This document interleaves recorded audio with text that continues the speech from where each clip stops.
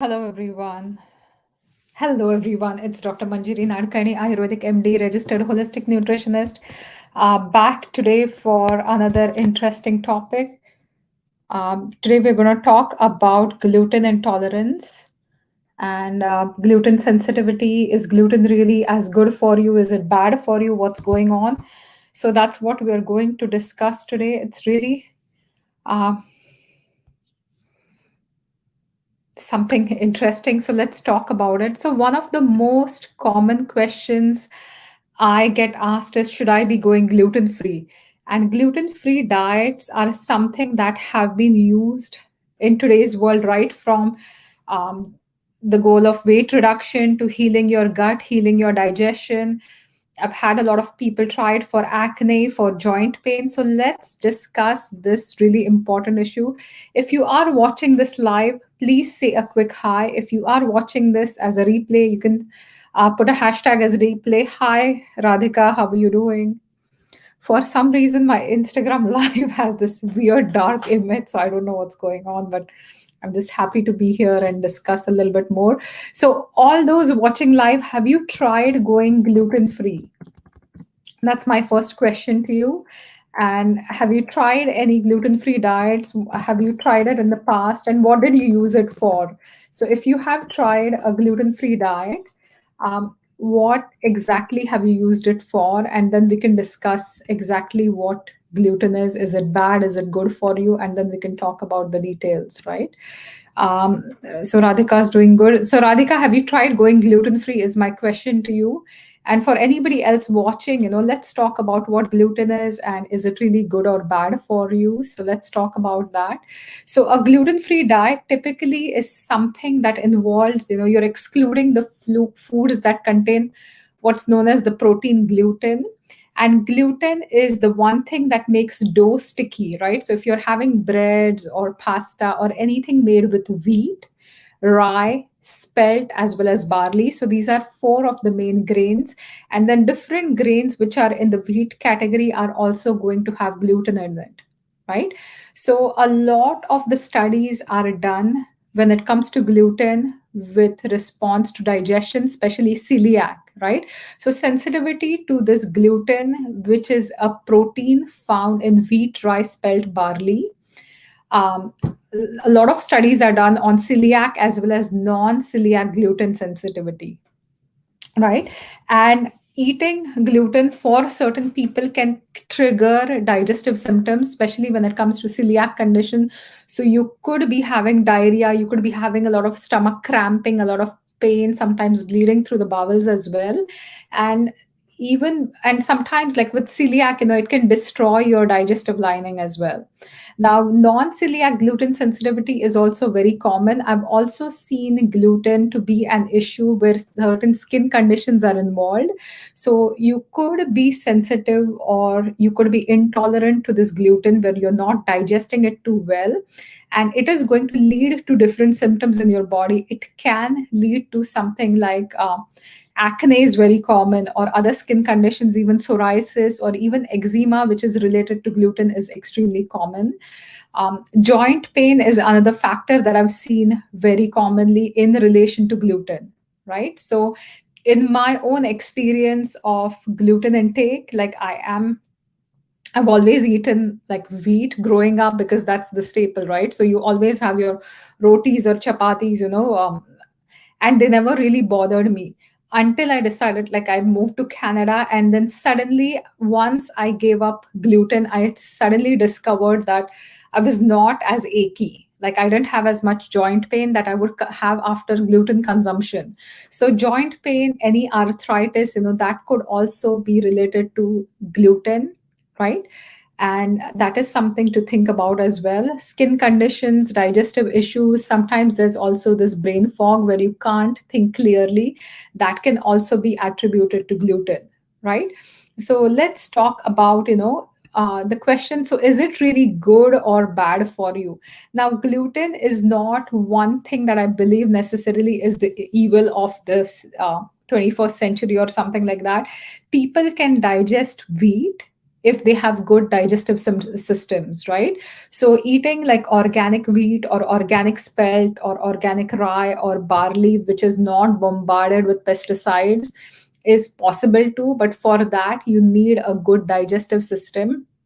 If you have any weakness in your digestive system, if you're not secreting enough enzymes, if you're having trouble breaking the food down, right? So when the food doesn't get broken down completely, it can form certain complexes that can circulate in your body, which will then go and start depositing or attacking certain tissues that have a weakness.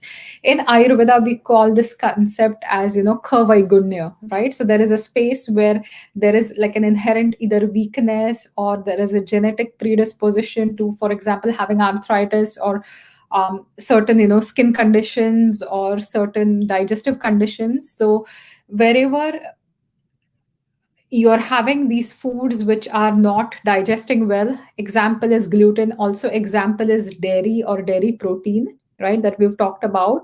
So if you can't digest this, it's going to go and circulate in your body. And wherever there is an inherent weakness, could be your skin, could be your joints, could be any other tissues, that's where you're going to go and see the symptoms. And this is why even with gluten sensitivity, you're not going to see universal symptoms, right? It's not like a plus b equals c when it comes to health. So there are going to be so many different permutations and combinations, and a lot also depends on your factors, uh, how your life has been, also the genetic predisposition or certain things that run in the family. And that's why a person with gluten sensitivity is going to get like a skin rash, b person is going to get joint pain, c is going to get celiac, and d might have something else, right? So these are what's happening. Thanks so much for watching this. Yeah, mass. So why is it gluten? Like for whom, is it really bad, and who should really be avoiding the gluten, right? So gluten again is like a glue-like substance, as I was talking about, or gliadin. So it's sticky, that creates the ability to form those nice doughs which are chewy and have like a really nice texture. So for people having digestive symptoms, if you have celiac disease, 100% you have to avoid it. If you have non-celiac gluten sensitivity, again, you should be avoiding it, right? And if you have joint pain as well, you can definitely avoid it. So foods to avoid, as I mentioned before, anything that's wheat, right? And also semolina, which is like your rava or upma, what we call in Hindi, wheat flour. So any all purpose flour, any wheat flour, any kind of spelt. So right now you'll find a lot of organic spelt breads, those are to be avoided as well. Any kind of durum, any kind of kamut, barley, rye, right? So even beer, which is made with either barley, different whiskeys made with rye, triticale, malt, any kind of brewer's yeast as well, these are all foods that are going to contain gluten, right? Most traditional pastas, like all traditional pastas, unless you're buying a gluten-free pasta, are wheat based. A lot of breads are wheat based. Cereals, unless they're labeled gluten free, are going to be wheat based, or they will have some component of wheat, right? Baked goods, any cakes, cookies, muffins, pizza, breadcrumb, pastries, all your snacks, a lot of muesli bars, your typical crackers, any pre-packaged foods,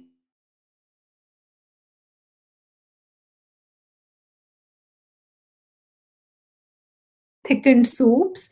If you're buying packaged soups which have been thickened, those are also going to contain gluten, because all purpose flour is usually used to thicken them up. So that's something you have to avoid as well. Um, Even certain popcorn or pretzels are wheat, but popcorn, because of the flavorings and all, they might have wheat in it. Different roasted nuts, any kind of breaded foods, if you're going for breaded fish or breaded chicken, traditionally it has a lot of gluten in it. Any kind of sauces, soy sauce has gluten. You can buy tamari, which is the gluten-free option. um, Hoisin sauce, teriyaki sauce, so most traditional sauces, a lot of salad dressings, marinades could also potentially have wheat. And couscous is one thing, couscous or bulgur are also things that contain wheat.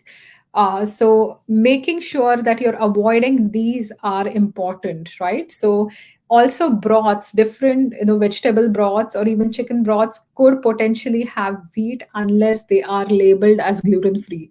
So if you are affected with severe skin conditions, if you are affected with a lot of arthritis, if you have digestive conditions, celiac, for most people having celiac, it's diagnosed, right? For other people who are having a lot of symptoms, it is good to go on an elimination diet where you're completely eliminating gluten for a month and see if that's working for you. So this will give you a good idea whether it's working for you or not. But the trick is to eliminate it completely from your diet. You cannot stop the bread and then have something else like couscous, because you'll never be able to find out the results, right? So hi, Dr. Varalakshmi, thanks for joining. Hi, Valina, thanks for joining.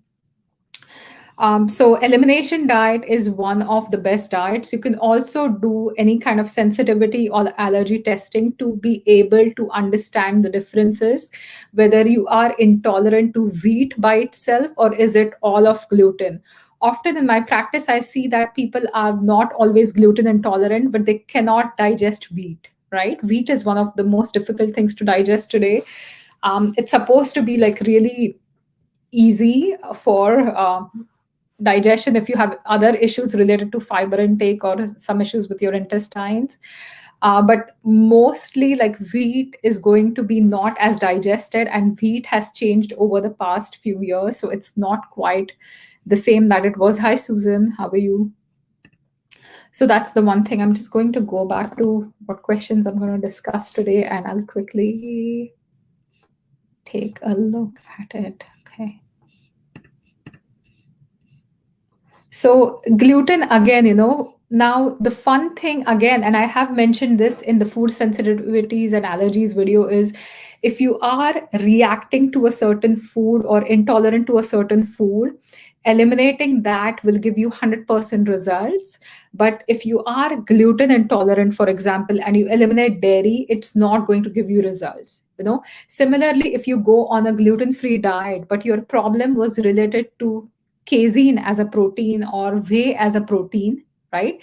It is not going to give you results. That is why ideally getting tested for food sensitivities is one of the best plans you can go for, because then you know precisely what you're reacting to and what you should be avoiding, right? So we've talked about what exactly is gluten and why is it one of the most hated foods of today. I think it's because of the hype. Like, I 100% agree that gluten can create a lot of issues for certain people, but again, it's not like one size fits all. So gluten free diet is not going to work for each and every person on the planet. And in fact, this is very interesting. I had a friend, a really good friend, she was my batchmate during my nutrition school, and she was really young at the time when she started, maybe I think 19, one of the youngest in our class, Kayla. And when she joined nutrition school, the one thing she'd started before that was she went gluten free, right? And she also cut out all the meat. So her typical diet, staple diet, was a lot of meat. And then she went gluten free, and then she cut out a lot of meat to try the vegan diet. She ended up gaining a lot of weight and she couldn't understand why. So that's what I'm going to talk about. Most gluten free foods, if you look at most traditional gluten free commercial packaged foods, they are going to be rich in rice flour or potato starch, right? So if they are rich in rice flour, and if they are rich in potato starch or tapioca starch, they are also high in glycemic index, right? So these are foods that are going to convert easily into sugar in your body, and these are also foods that are going to cause weight gain, right? They can also eventually cause insulin insensitivity. So if you are somebody whose insulin is not balanced, if you are somebody who has a lot of blood sugar imbalances, if you are someone whose blood sugar is on the higher level, or if your doctor has asked you to keep an eye on your blood sugar, gluten free without a reason of an underlying intolerance or sensitivity is not always a good idea, unless you go for good options where you're cooking foods by yourself, right? So now, people who are gluten free, what should they know about, right? So three crucial factors that you have to pay attention to when choosing a gluten free diet. The first one is, do not buy a lot of packaged foods. Absolutely do not buy tons of packaged foods, because they are going to be higher in glycemic index. Also, because gluten free does not taste as well, there are a lot of hidden sugars in them, right? So traditionally, if you go in the grocery store and look at a gluten free bread or something, it's not going to be healthy, right? Another option for you is to eat completely clean, minimize the processed food. What can you have on the gluten free diet is, you can have rice, you can have amaranth, you can have quinoa, you can have wild rice, you can have brown rice. So different varieties of rice does not contain gluten. Oatmeal by itself, oats are a gluten free grain, because they're processed in the same facility that makes gluten for most part. That is why they sell it as gluten free, which has absolutely no contamination or no contact, right? So if you are going gluten free, or if you're having issues related to gluten, absolutely, cut it out, but don't rely on the high glycemic index, commercial products which are gluten free. Rather, you can have half a cup of quinoa, or half a cup wild rice, brown rice, mixed rices. You can mix quinoa as well as the rice. Or if you're going for pastas, which you really want a gluten free pasta, go for bean pasta, which is going to be high in protein. You can get chickpea pasta, you can get any kind of bean pastas. Those are going to be good alternatives when it comes to gluten free, right? Also, spaghetti squash is a fantastic alternative. Zucchini noodles are another alternative. Cauliflower rice is a good alternative if you want to make like upma or something, you can use that. If you are used to your Indian food, which I absolutely love, a good replacement for upma, right, semolina or rava, is buying um, rice idli flour. So it's like rice. Idli upma is what we call, or idli rava, sorry, is what we call. So it's made with rice flour. It looks like semolina, but it's rice flour, right? So always rice flour is a good alternative. Again, it is going to be higher on the glycemic index. So that is something you have to be a little bit mindful about. That's the first thing. The second thing is, because if you are going on packaged gluten free foods, you are also going to be a lot depleted in various nutrients, minerals, and all that. So, always making sure you're getting a whole rounded diet which has lots of nutrients. One of the best ways to get a lot of your B vitamins, a lot of your folate, is having good amounts of leafy green vegetables, right? Leafy green vegetables will also give you fiber. So if you are somebody who's given up gluten, and because your breads were also giving you fiber, if you were someone who was having high fiber breads, the one thing to include in your diet is leafy greens, leafy vegetables, or things like zucchini noodles or spaghetti squash, which is also going to give you ample amounts of fiber. So one of the questions, hello Chitna, hello Daniel. So Susan has a very interesting question. So she's asking me, what do I think of gnocchi, which has a little bit of flour and it is mostly mashed potatoes?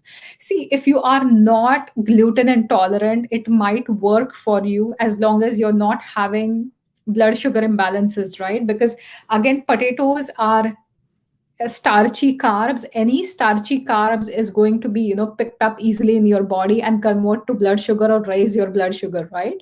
So if you can handle it 100%, but if you are gluten intolerant, I'm pretty sure you can also get the gluten free gnocchi, or you can get gluten free all purpose flour, and you can make your own as well if you're reacting to it. If not, you don't have to worry about it, right? So those are a few things. So the third thing is always, pay attention to how you feel. One of the most crucial factors whenever you try any diet, or you go off a certain thing, or you add a certain thing, is always to keep checking in with your body. How do you feel after eating it, right? So if gluten is making you feel really bloated, gassy, or giving you cramps, then going gluten free should help relieve the cramps if gluten was the cause, right? But if you're still getting that crampy pain in spite of going gluten free, maybe there is something else going on. So then it's a good time to get tested. So always, if you're going gluten free, maybe for your joint health, and if your joints are still achy after a month of trying this gluten free diet, then it's a good idea to get tested for nightshades, which could be the other factors that can cause joint pain, right? So please, make sure that you are getting in touch with yourself, with your body, always checking in how you feel physically as well as emotionally, seeing how your digestion is. If you are on a gluten free diet, are you seeing any improvements after going gluten free, right? If you are somebody with imbalances in blood sugar, or if you are a diabetic, right, always checking your blood sugar after you go gluten free is a good idea, especially if you're relying on those packaged foods, right? So these are some things I wanted to hop on and discuss about gluten free diets. When it comes to me, right, my own self, my own body, I work really well with the gluten free diet. Like, my body does not love gluten. In Canada, when I go to India, I can handle rotis. I can handle, I don't eat a lot of bread when I go to India, but freshly cooked, rotis or chapatis work well. And I haven't been able to pinpoint the exact difference between the two. But one thing that is very different in India is, the flour is freshly milled, right? So you're getting fresh wheat flour, which is not sprayed. You're always buying the clean organic one, and it's really like something that is fresh, so it does not cause any of those digestive issues. The same, even if I get an Indian brand wheat flour which is organic or clean, I still have joint pain when I come to Canada. So it's kind of weird, but I stay away from gluten as much as I can. I can tolerate small amounts, but I don't for the most part. I have heard about similar things with most my clients who travel to Italy. They can handle Italian pastas. When they go to Italy, they can have all the gluten in the world that they want, and they still don't suffer. The moment they step out of Italy and they eat wheat somewhere, that starts bothering them, right? So again, when we look at wheat, there are going to be a lot of variants in the quality of the wheat, but also in the species as well, which are going to be different in different parts of the world, I believe. And also the climate where you are residing, right? Your stress levels, everything else matters as well. So that's important. um, yeah, so Susan, exactly, that's what I'm saying. Susan says she has absolutely no problem with wheat and dairy in Cuba. See, I have no problem with wheat as well as dairy in India. Now, when it comes to milk, Indian cows are the A2 strain ones. They're the same ones in New Zealand. Here, you're getting the A1 casein, right? So I have noticed similar thing with me, but I just can't handle the wheat here, right? And there are a lot of gluten-free options available now. If you enjoy cooking, there are also different gluten-free options you can make for yourself now. I just tried some gluten-free buns, and they were like keto style buns which had almond flour, so they're really heavy, right? Again, you have to look at the quality of the food, not just the quantity. So something like a rice flour bun might not be as heavy as an almond flour one, right? So you have to look at that as well. Hi, Chanchalji, nice to see you. And Felipe is saying the same thing. So in Brazil, it's too wet and hot. So um, it's always difficult to get organic and fresh food, but having a good digestion always helps. So always focus on your digestion. Your digestion is one of the keys. We call it Agni in Ayurveda. You always have to maintain your digestion. And in Ayurveda, there's a shloka that says that if your digestion is ironclad, if it's really strong, you can digest poison as well without it harming you, right? But if your digestion is really weak, then every simple food that you eat is going to be impacting you, right? In a not so good way. So always pay attention to your digestion. That's kind of the key. Hello, Anu, nice to see you. So thank you for watching this. If you have any questions about gluten or gluten-free diets, I tried to keep it fairly basic today. And I tried to give you lots of options if you are someone who's planning to go gluten-free. So if you have tried this, do let me know. If you have any more questions, do let me know. Thank you so much for watching, and I will see you next week with another session. Which one am I going to talk about next week? So we talked about dairy, we talked about gluten. Next week's yeah, March 24th, Wellness Wednesday, I'll be talking about soy, right? I'm going to talk about soy, tofu, tempeh, and because these are one of the most commonly eaten foods nowadays, especially for protein, everybody likes soy. So we'll talk about whether soy is good or bad for you. So, Dr. Rajan has a really good point. Those who have a weak digestive power or fire, like non-Indians, can go for a gluten-free diet. That's your opinion. That's true. So, again, people who have a weak digestion, right? But even today, because of the diets and lifestyles that we live, even being Indians, the digestion is not as strong. I have a lot of clients who are Indians based in Canada who have really poor digestions or who cannot digest wheat, even though they've eaten wheat all their life.